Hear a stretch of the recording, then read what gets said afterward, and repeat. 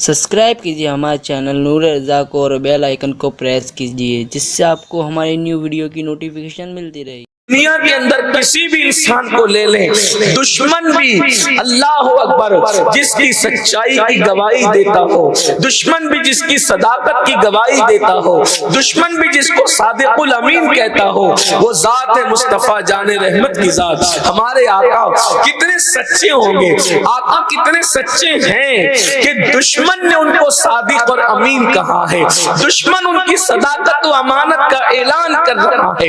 उस सच्चे नबी ने सल्लल्लाहु अलैहि वसल्लम ने फरमाया, लोगों मैंने शबे मेराज जहन्नम का मुशाहिदा किया है, मैंने जहन्नम को देखा है।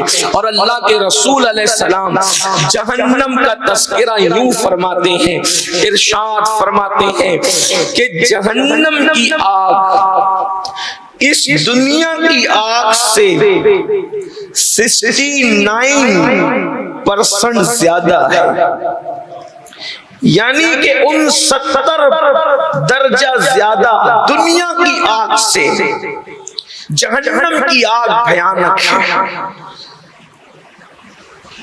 एक आम सी और सादा सी बात, इसलिए कि दुनिया की जो आग है उसका आम तौर पर दर्जे हरारत आम तौर पर जो बिल्कुल नॉर्मल सी आग होती है वो 2000 सेंटीग्रेड होती है, 2000।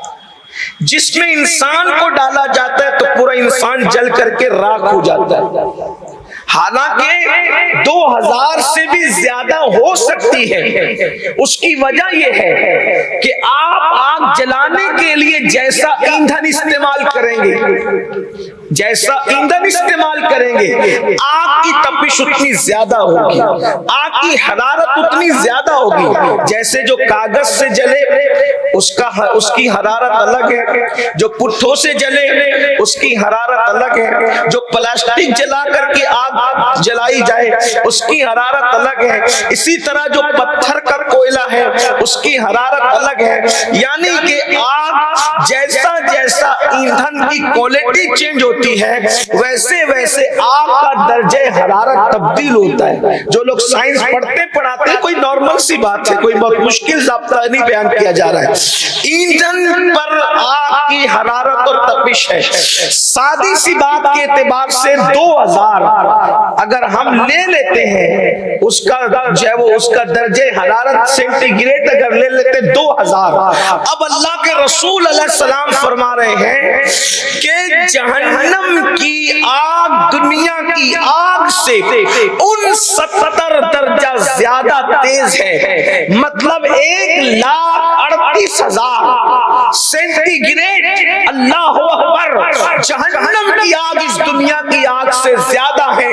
थोड़ी देर, ये किसी सियासी लीडर का कौल नहीं, ये किसी मस्जिद के सिर्फ आम से इमाम की गुफ्तगू नहीं, ये किसी खतीब के खिताबत का जौहर नहीं, ये किसी अदीब के सिर्फ माज़अल्लाह अल्फाज नहीं है, बल्कि ये उस रसूल का फरमान है जिसकी जबान पर हक जारी होता है, जो अपनी मर्जी से कभी कलाम करते ही नहीं बल्कि उनके कलाम को खुदा यूं बयान करता है, अल्लाहु अकबर, वमा यंतिकु अनिल हवा इन हुवा इल्ला वह्युन यूहा, कि ज़बान इनकी है और कलाम खुदावंदे कुद्दूस का है। मेरे इमाम कहते हैं मैं निसार तेरे कलाम पर, मैं निसार तेरे कलाम पर मिली यूं तो किसको ज़बान नहीं, वो सुखन है जिसमें सुखन न हो, वो बयां है जिसका बयां नहीं। वो सुहा अरब के बड़े बड़े तेरे आगे यूं है दबे लचे, कोई जाने मुंह में ज़बान नहीं बल्कि जिस्म में जान नहीं।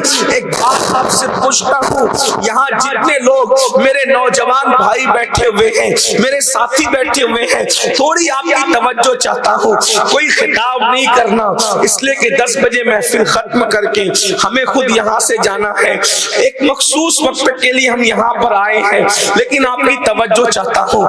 अगर आपने गौर किया 2000 सेंटीग्रेड, अल्लाह अकबर, दर्जे हरारत पर जिसमें इंसानी खाक बन जाता ہے, دیواریں زمین پہ گر جاتی ہے, اللہ اکبر, جو ہے وہ پلاسٹک پگھل جاتا ہے, انسان پگھل جاتا ہے, ہڈیاں پگھل جاتی ہے.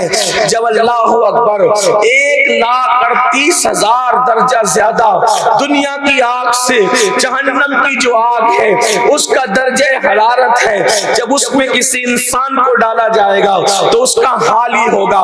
اور ایک بات آپ کو بتائیں, دنیا کی انسان, دنیا کی آگ کا حال یہ ہے, اس میں اگر کسی کو ڈالا جائے تو وہ آگ مار ڈالتی ہے, دنیا کی آگ مار ڈالتی ہے انسان کو جلا کر, مگر جہنم کی آگ کی خصوصیت یہ ہے لا یموت فیہا ولا یحیا, جہنم کی آگ نہ مرنے دے گی نہ جینے دے گی, وہ مرنے بھی نہیں دے گی, وہ جینے بھی نہیں دے گی, اس کی حالت یہ ہوگی اللہ اکبر, لوگ وہاں موت مانگیں گے تو ان کو موت بھی نہیں آئے گی.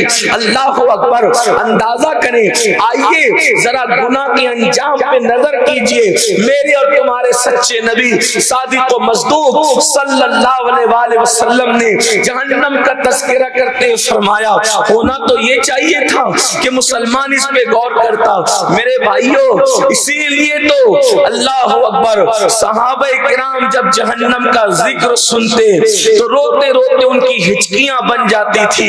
ام المومنین مفتی 4 ملت اما جان سیدہ عائشہ صدیقہ, جس کے بستر پہ قرآن نازل ہوتا ہے, وہ جب جہنم کا ذکر سنتی اور جہنم کا تذکرہ آیتوں میں آتا قرآن کی تو اتنا روتی کہ آپ کا دوپٹہ بھیگ جاتا اور نچوڑنے کی نوبت آ جاتی.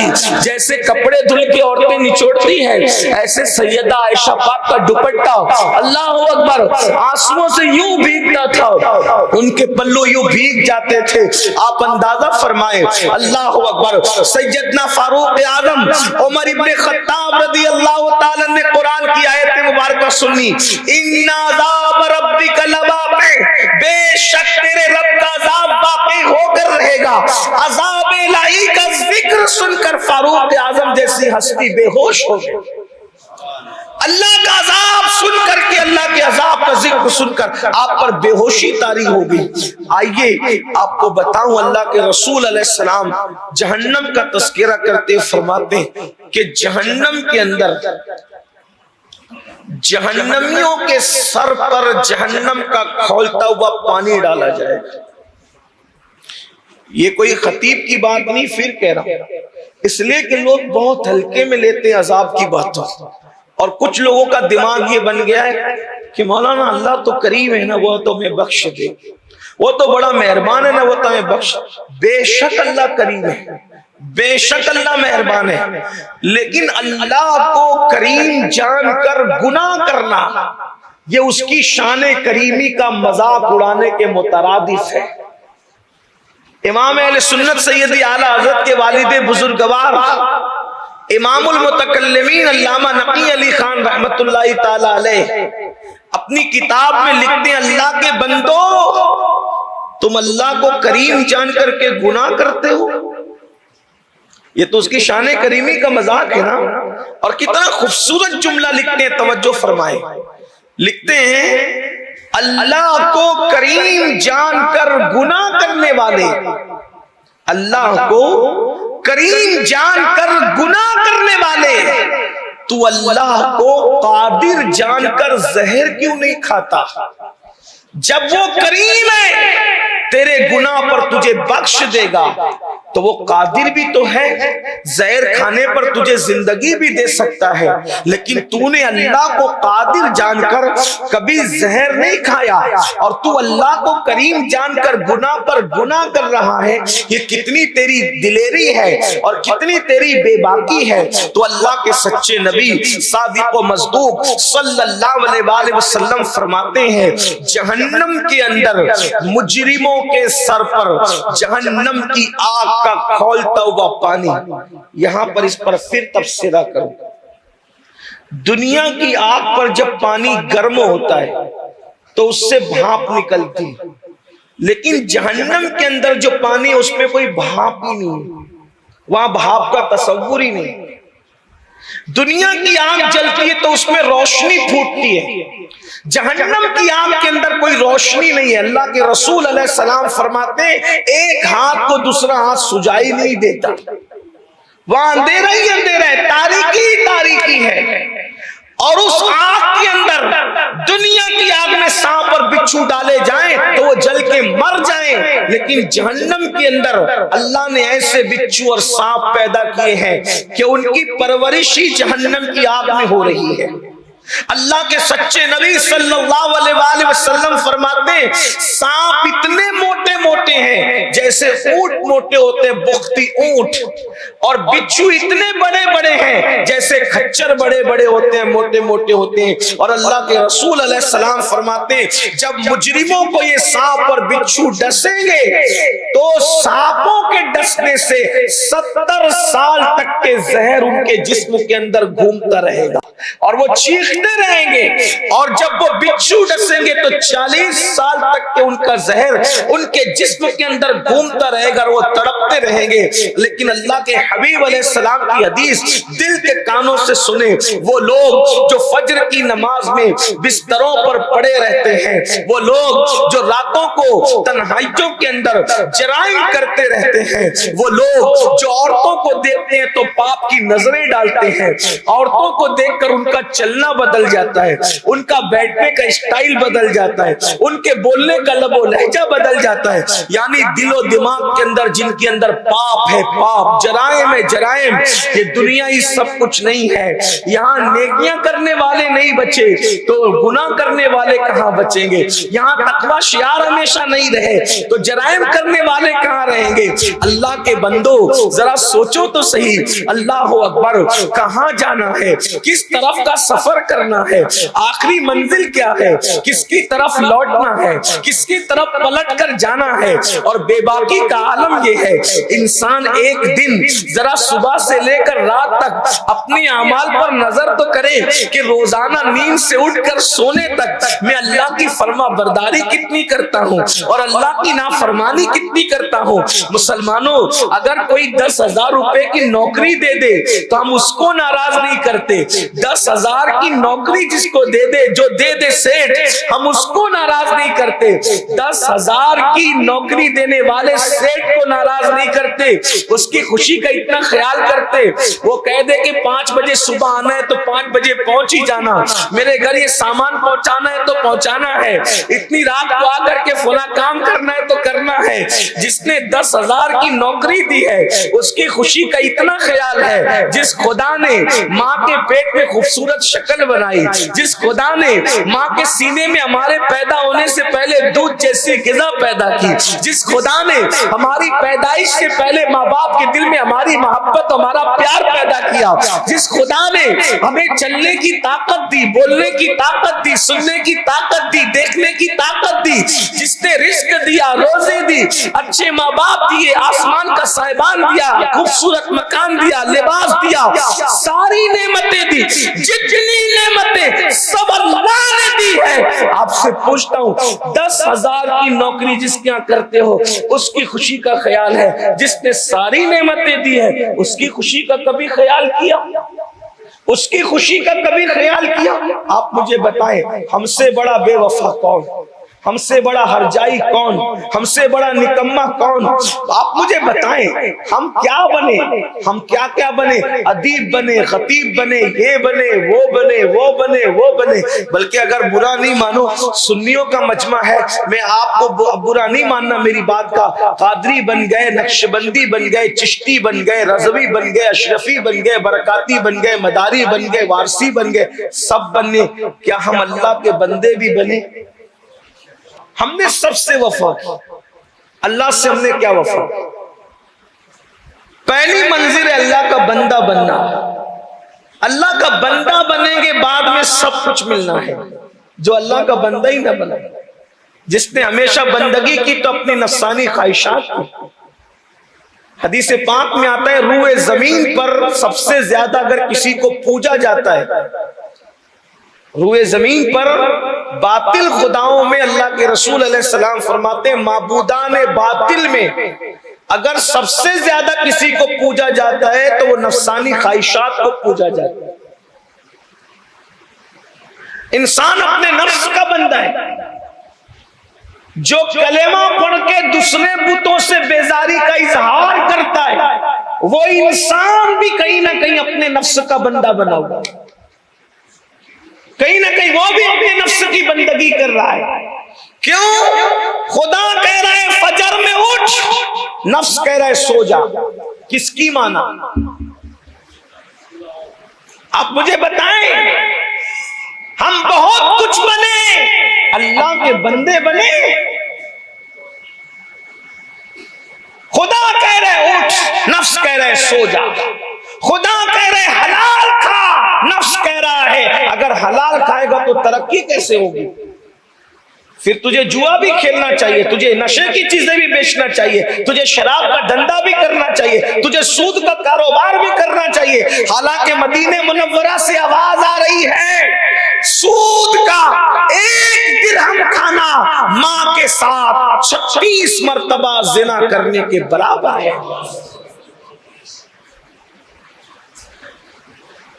سیدی اعلیٰ حضرت اپنے ملفوظات میں اس حدیث کو نقل فرما رہے ہیں. 1 درہم سود کا ماں کے ساتھ 36 بار زنا کرنے کے برابر. مگر نفس کے کتنے غلام بنے. نفس نے ہمیں کہاں پہنچایا، نفس کی غلامی نے ہمیں کس گڑھے کے اندر ڈھکیل دیا کہ اللہ کہہ رہے حلال تجھ پہ لازم کیا گیا ہے اور بندہ حلال کی پرواہ نہیں کرتا، بندہ حلال و حرام میں تمیز ہی نہیں کرتا. ایک اور حدیث پاک ہے سود کے 60 درجے ہیں جس میں سب سے ہلکا درجہ ماں کے ساتھ زنا کرنا ہے. ایک حدیث پاک ہے کہ سود کھانے والا اور کعبۃ اللہ کے صحن میں زنا کرنے والا دونوں برابر برابر ہے. علامہ ابن حجر مکی رحمت اللہ تعالی علیہ لکھتے ہیں کہ میں نے شب قدر میں بھی سود کھانے والوں کو عذاب قبر میں مبتلا دیکھا. رمضان المبارک کی راتیں اور اپنی جگہ، لیکن سود کھانے والوں کو میں نے شب قدر میں بھی عذاب میں گرفتار دیکھا. میں صرف اشارے دے رہا ہوں اس لیے کہ وقت کی قلت ہمارے سامنے ہے. آپ سے پوچھتا ہوں، اللہ کے حبیب علیہ الصلوۃ والتسلیم فرما رہے ہیں، وہ بات پھر آتی ہے اس کو ہم پھر واپس پیش کرتے ہیں کہ مجرموں کو جہنم کے اندر جہنم کا پانی ان کے سر پہ ڈالا جائے. اگر دنیا کا گرم پانی سر پہ ڈالا جائے تو کیا حال ہوتا ہے؟ خود کے گیزر پر اگر توجہ نہ ہو، پانی زیادہ گرم ہو جائے اور غلطی سے ڈال دے تو کیا حال ہوتا ہے؟ لیکن یہ دنیا کی آگ سے 69 درجہ زیادہ جہنم کی آگ اور اس کا بنا ہوا پانی، اور وہ انسان کے سر پہ ڈالا جائے گا تو غیب داں نبی صلی اللہ علیہ وآلہ وسلم فرماتے ہیں اس سے اس کے سر میں سوراخ ہو جائے گا. وہ گرم پانی سر پہ ڈالنے سے سر میں سوراخ ہوگا. صرف سر میں سوراخ ہی نہیں ہوگا، اللہ کے رسول علیہ السلام فرماتے ہیں اس کا بھیجا بہنے لگے گا، بھیجا بہنے لگے گا. یہ دماغ گرم پانی ڈال کے کیوں بہایا جا رہا ہے؟ کبھی سوچا اس دماغ پر گرم پانی ڈال کر کے جہنم میں مجرموں کو کیوں اس کا دماغ بہایا جا رہا ہے؟ دماغ کو کیوں سزا دی جا رہی ہے؟ یہ دماغ گناہ کا پلان کرتا ہے نا، گناہ کا منصوبہ یہی دماغ بناتا ہے نا، یہی سوچ پیدا کرتا ہے نا. اس سے رابطہ کر، اس سے رشتہ جوڑ، اس سے بدکاری کر، اس سے بے حیائی کے کام کر، اس سے گفتگو کر، اس سے ناجائز تعلقات قائم کر، حرام کام اس سے کر، جھوٹ اس سے بول، دھوکہ اس کو دے. یہ سب دماغی پلان بناتا ہے. اس دماغ کا انجام کیا ہوگا؟ یہ جرائم پیشہ دماغ کا انجام کیا ہوگا؟ آج آزاد ہو، جو چاہ رہے ہو کر رہے ہو. آخرت کو نہ بھولو، ایک دن یہ دنیا ختم ہوگی. جگہ جی لگانے کی دنیا نہیں ہے، یہ عبرت کی جا ہے، تماشا نہیں ہے. ہم سے پہلے ہمارے باپ دادا یہاں تھے، ان سے پہلے ان کے باپ دادا تھے، ان سے پہلے ان کے باپ دادا تھے. سب گئے کہ نہیں گئے؟ ہمیں بھی جانا ہے. ساتھ کیا لے کے جاؤ گے؟ قرآن کہتا ہے کیا ساتھ لے جاؤ گے؟ لا تنس نصیبک من الدنیا، دنیا سے اپنے نصیب کا مت بھولو، یعنی سوائے کفن کے کچھ اور لے کر نہیں جانا. کروڑوں پتی بن جاؤ، ابجو پتی بن جاؤ، اربوں پتی بن جاؤ، کوٹ بھی پتی بن جاؤ، لیکن سوائے کفن کے دنیا سے کچھ نہیں لے جاؤ گے۔ اللہ راضی ہے تو کفن بھی کفن رہے گا، اور اگر اللہ ناراض ہے تو وہ کفن بھی جہنم کی آگ کی چادر کی شکل اختیار کر لے گا۔